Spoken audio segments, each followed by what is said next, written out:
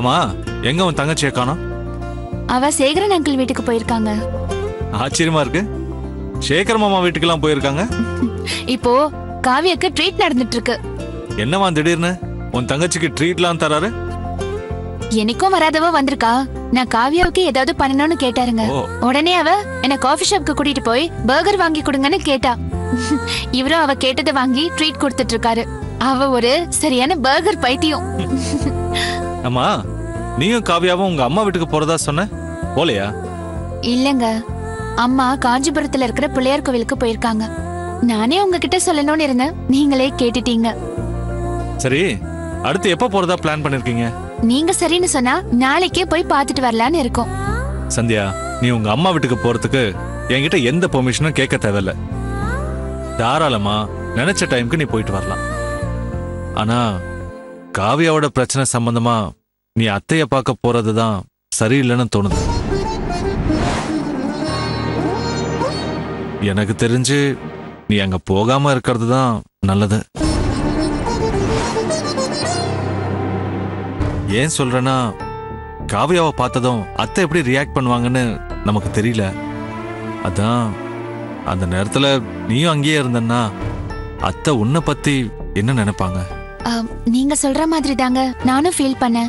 ஆனா காவியா என்ன சொல்றானா, நம்ம கல்யாணத்தை அம்மா மனசு மாதிரி ஏத்துக்கிட்டாங்கல்ல, அதே மாதிரி அவ கல்யாணத்தையும் அம்மா ஏத்துக்கிறதுக்கு வாய்ப்பு இருக்குன்னு நம்புறா. காவியா பாவங்க, அவ அம்மா பேச்சு கேட்காம வீட்டை விட்டு போய் இன்னைக்கு ஏசிபியா இருக்கிற சண்முகத்தை கல்யாணம் பண்ணி 5 வருஷம் ஆயிப்போச்சு. இந்த 5 வருஷத்துல அம்மாவும் காவியாவும் ஒருத்தர் பாத்துக்கவே இல்ல. அம்மாவும் அவ வீட்டுக்குள்ளேயே நுழைய கூடாதுன்னு ரொம்ப பிடிவாதமா இருந்துட்டாங்க. நான் அம்மா வீட்டுல இருந்தப்போ நான் மட்டும்தான் அவங்களுக்கு தெரியாம காவியாவுக்கு போன் பண்ணி பேசுவேன். அப்ப கூட அம்மாவை பாக்கணும்னு அவ என்கிட்ட சொன்னதே இல்ல. காவியா அம்மா பேச்ச கேட்டு எங்க வீட்லயே இருந்திருந்தா நாங்க எல்லாரும் அவ மேல எந்த அளவுக்கு பாசம் காட்டுவோமோ அந்த பாசத்தை எல்லாம் அந்த ஒரு மனுஷன் காவியா மேல காட்டிட்டு இருக்காரு.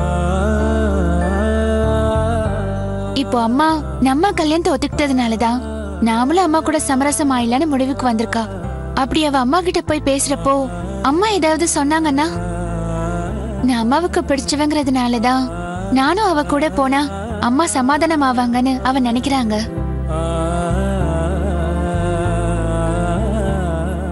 நான் அவ கூட போறதால அம்மா சமாதானமாகி காவியாவை ஏத்துக்கிட்டாங்கன்னு வச்சுக்கோங்க, நமக்கு சந்தோஷம் தானே.